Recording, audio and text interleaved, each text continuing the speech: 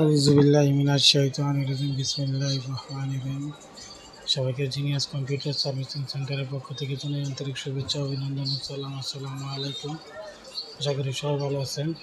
আজকে আমরা কম্পিউটার অথবা ল্যাপটপের বেসিক কিছু কাজ নিয়ে আলোচনা করব। আশা করি যারা কম্পিউটার এবং ল্যাপটপ ব্যবহার করেন তাদের সবার জন্য এই ভিডিওটা অনেক বেশি উপকারে আসবে। চলেন কথা না বাড়ায় আমরা কাজে চলে যাই।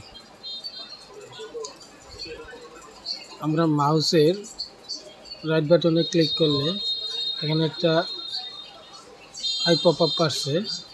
এখানে কিছু লেখা আসছে view, shortcut, refresh, new, display, setting, personal, show more option, view, sort by, refresh, graphics properties, graphic option, new, display setting, personalize.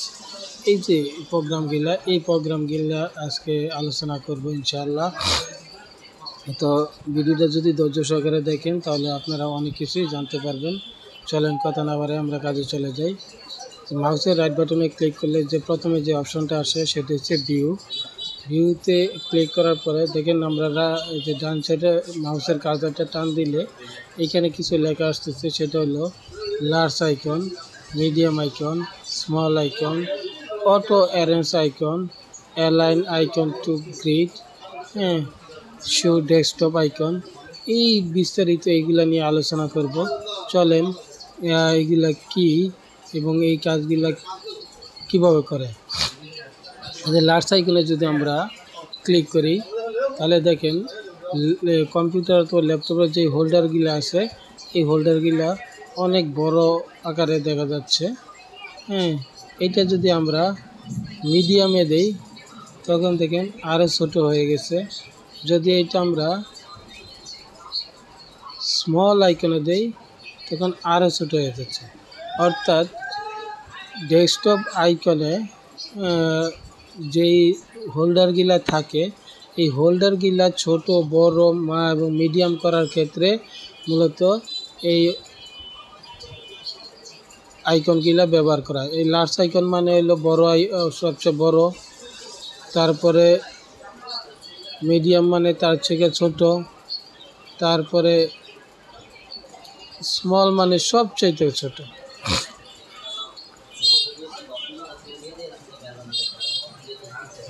মিডিয়ামে দিয়ে রাখলাম।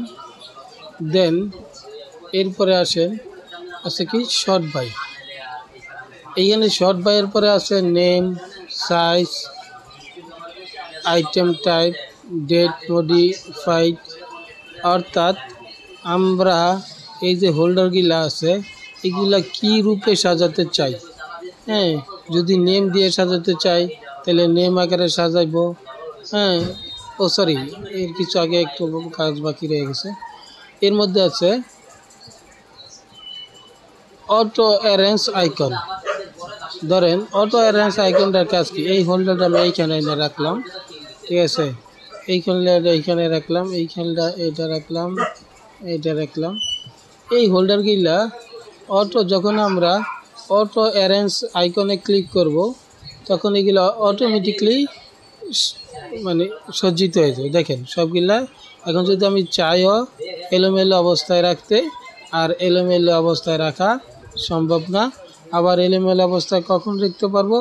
যখন এই যে অটো অ্যারেঞ্জ আইকন আছে, অটো অ্যারেঞ্জ আইকন থেকে আমরা এই তীর চিহ্নটা উঠাই দিব, তখন আবার দেখেন যেইখানে ইচ্ছে আমরা হোল্ডারগুলা জায়গা চেঞ্জ করতে পারতেছি।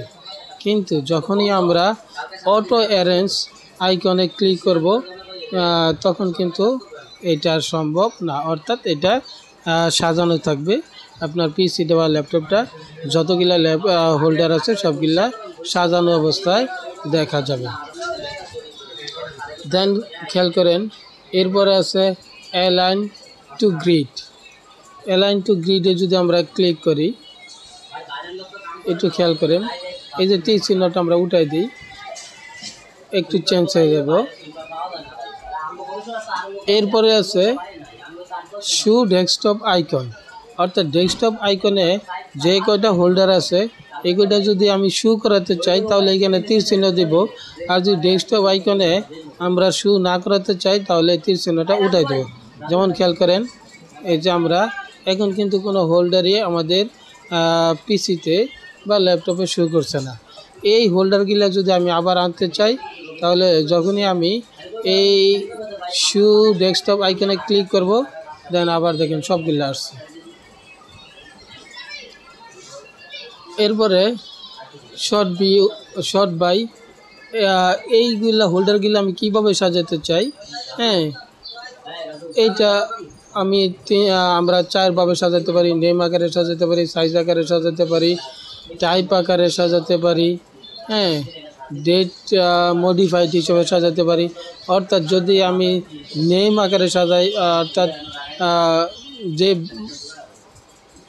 নাম দিয়ে আমি সাজাবো, যেমন এ বি সি এরকম হোল্ডারগুলানের যে নামগুলা থাকবো, ওই প্রথমে এ এর আসবে, পরে বি এর আসবে, পরে সি এর আসবে, পরে ডি এর আসবে, এইভাবে ধারাবাহিকভাবে আসবো। আর সাইজ আকারে যদি আমরা দেই তাহলে যেই হোল্ডারের যে পরিমাণ সবচেয়ে বড়টা প্রথমে থাকবো, তারপরে ছোটোটা, তারপরে তার চেয়ে কম, তারপরে তার চেয়ে কম, এইভাবে স্টেপ বাই স্টেপ। আর টাইপ অর্থাৎ বিভিন্ন টাইপের আছে, বিভিন্ন টাইপে আমরা সাজাতে পারি অথবা ডেট অনুযায়ী সাজাতে পারি। যেমন আমি যদি এখানে নেমে ক্লিক করি, দেখেন চেঞ্জ হয়ে গেছে। আবার যদি সাইজে ক্লিক করি, এইখানে ইউটিউবটা এইখানে কোনার মধ্যে শো করতেছে। ইউটিউবটা কোথায় শো করতেছে? কোনার মধ্যে শো করতেছে। এখন যদি আমি আবার নেমে শুরু করি, এই যে দেখেন এইখানে পিসি আসছে, দিস পিসি, এইখানে ইউটিউব আছে। অর্থাৎ এইটা নেমে করলে নাম অনুসারে চেঞ্জ হইব। আর যদি আমি সাইজ অনুসারে দেই তাহলে সাইজ অনুযায়ী চেঞ্জ হবে।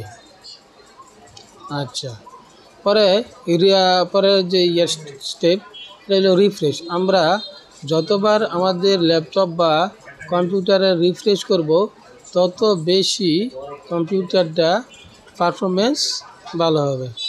দেন তারপর আছে আপনার নিউ, অর্থাৎ আমরা যদি কোনো একটা হোল্ডার তৈরি করতে চাই, হ্যাঁ তখন এই নিউতে আইসা নিউ হোল্ডারে ক্লিক করলে, হোল্ডারে ক্লিক করার সাথে সাথে একটা নতুন একটা ফোল্ডার তৈরি হয়ে গেছে। দেখেন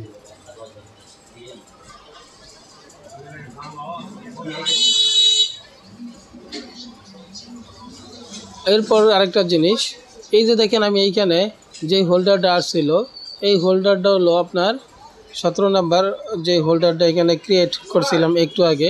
এই হোল্ডারটা যদি আমি আবার পুনরায় ফিরিয়ে আনতে চাই তাহলে এই যে আনডু যে অপশনটা আছে, আনডু ডিলিট, এইখানে ক্লিক করার সাথে সাথে আবার হোল্ডারটা দেখেন ক্রিয়েট হয়ে গেছে। অর্থাৎ ঠিক আছে, এইভাবে ইচ্ছা করলে আমার কোনো একটা হোল্ডার যদি নিজের অজান্তেই ডিলিট করে ফেলি, সেই হোল্ডারটা যদি আবার আমি ফিরে আনতে চাই তাহলে এই আনডুতে ক্লিক করার সাথে সাথে এই আবার হোল্ডারটা ক্রিয়েট হয়ে যাবে, অর্থাৎ ফিরে পাওয়া যাবে। তবে এই ক্ষেত্রে একটা জিনিস মনে রাখতে হবে, পিসি অথবা ল্যাপটপটা বন্ধ হওয়ার আগে যদি কোনো কারণে বা আপনি যদি ইচ্ছা করে বা অনিচ্ছা করে ল্যাপটপ অথবা কম্পিউটারটা বন্ধ করে ফেলেন, সেই ক্ষেত্রে কিন্তু আর আনডু ডিলিট দিয়ে আর ইচ্ছা করলেও আপনি আবার ওই পুনরায় ডিলিটকৃত যে ফোল্ডারটা ছিল ওই ফোল্ডারটা আপনি ফিরিয়ে আনতে পারবেন না।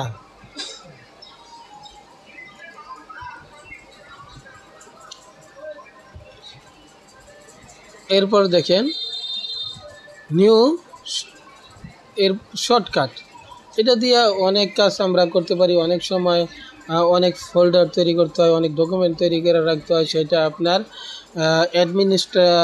মাদারবোর্ডের যে অ্যাডমিনিস্ট্রেটর আছে ওইখানে পার্মানেন্টলি সেভ হয়ে থাকে। সেক্ষেত্রে এটার ব্যাপক কাজ আমরা অন্য আরেক দিন এই শর্টকাট যে ক্রিয়েট হোল্ডার আছে ওইটা কিভাবে করতে হয় এবং কি কাজ করতে হয় এই বিস্তারিত ইনশাল্লাহ আমরা আলোচনা করব অন্য একদিন। আজকে যদি আলোচনা করতে চাই ভিডিওটা অনেক বেশি লং হয়ে যাবে। তারপরে আসেন যে মাইক্রোসফট অফিস ডাটাবেস এরকম বিভিন্ন অপশন আছে। যেমন আমি একটা দেখাই, মাইক্রোসফট অফিস ওয়ার্ড ডকুমেন্ট। এইখানে যদি আমি ক্লিক করি, দেখেন এইখানে অফিসের একটা ডকুমেন্ট, মাইক্রোসফট অফিসের যে ওয়ার্ডের যে এটা একটা ডকুমেন্ট তৈরি হয়ে গেছে। এইখানে ক্লিক করলে আমাদের যে মাইক্রোসফট অফিসের যে ওয়ার্ডের যে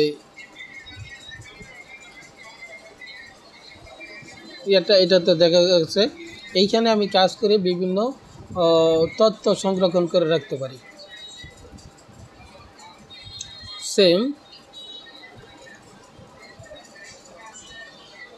আমরা Microsoft Office Access, bitmap image, Microsoft Office Word document, Microsoft Office PowerPoint presentation, Microsoft Office Publisher document, উইন্ডার এফ6 টেক্সট ডকুমেন্ট, এইরকম বিভিন্ন কাজ করা যাইব এই নিউ যে অপশনটা আছে, নিউ অপশনে যাওয়ার পরে।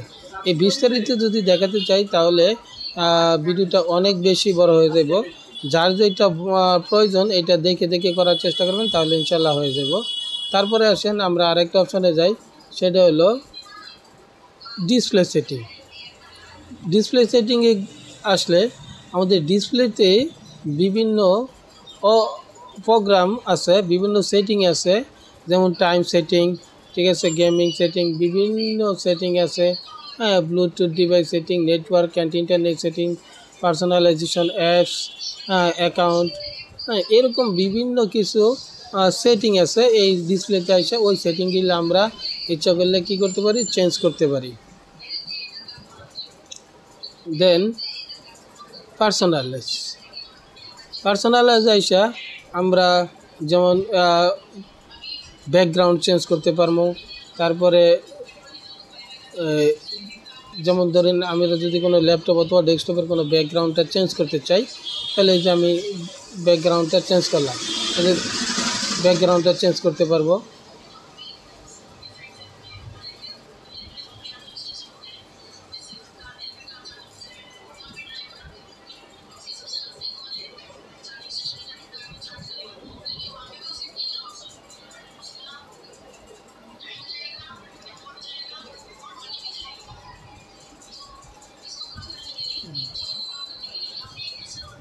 এইখানে বিভিন্ন অপশন আছে, যে পুরা আমি যদি খালি মধ্যে রাখতে চাই, যেমন সেন্টার, তাহলে সেন্টারে ক্লিক করলে শুধু মধ্যের যে অপশনটা আছে, হ্যাঁ, এই ডিসপ্লেটা শুধু ডেস্কটপের যে মাঝখানের যে অপশনটা আছে, মাঝখানের অপশানেই শুধু দেখা যাবে। এখন এই যে দেখেন, আগে যে ডিসপ্লেটা ছিল এখন কিন্তু এটা চেঞ্জ হয়ে গেছে। আবার যদি আমি এটা চেঞ্জ করতে চাই, এই পার্সোনালাইজে গিয়ে আবার ব্যাকগ্রাউন্ড অপশানে গিয়ে আমি আবার এটা আমি চেঞ্জ করতে পারি।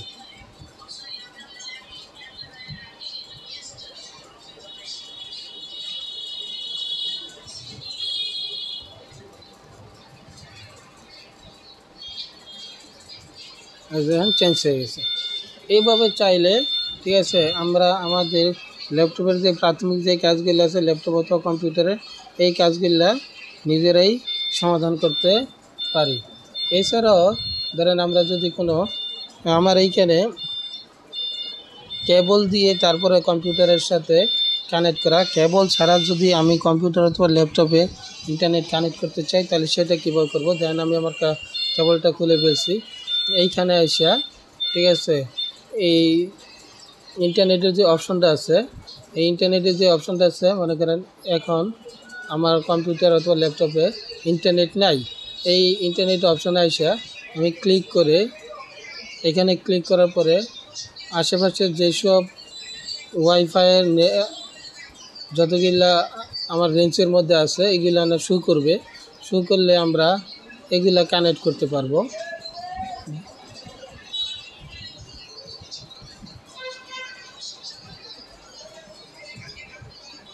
যেহেতু পূর্বের থেকে এই পাসওয়ার্ডটা আমার এখানে সেটিং করা, এই জন্য এইখানে কানেক্ট করার সাথে সাথেই আপনার পাসওয়ার্ডটা শো করছে। আমি যদি আরেকটা জায়গায় দেখাই, এই যে এই অথবা এইটারই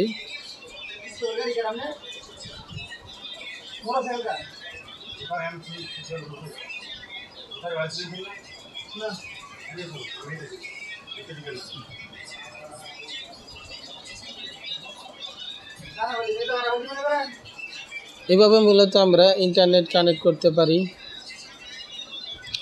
বা যদি কেবল দিয়ে আমরা চালাতে চাই তাহলে ল্যান্ড পোর্টে শুধু আমাদের যে কেবলটা আছে ওইটা ঢুকাইলেই ঠিক আছে আমাদের ইন্টারনেটটা কানেক্ট হয়ে যাব। যেমন এইখানে যে ল্যান্ড পোর্ট কানেক্ট করার সাথে সাথে সিম্বলটা চেঞ্জ হয়ে গেছে। এইভাবে আসলে আমরা আমাদের কম্পিউটার অথবা ল্যাপটপের যে প্রাথমিক যে কাজগুলো আছে এগুলো আমরা করতে পারি। যদি ভিডিওটা আপনাদের যৎসামান্য ভালো লাগে থাকলে তাহলে অনুরোধ করব এরকম ভিডিও যাতে তৈরি করতে পারি সেজন্য লাইক, কমেন্ট, শেয়ারের মাধ্যমে অনুপ্রাণিত করার জন্য। আসসালামু আলাইকুম।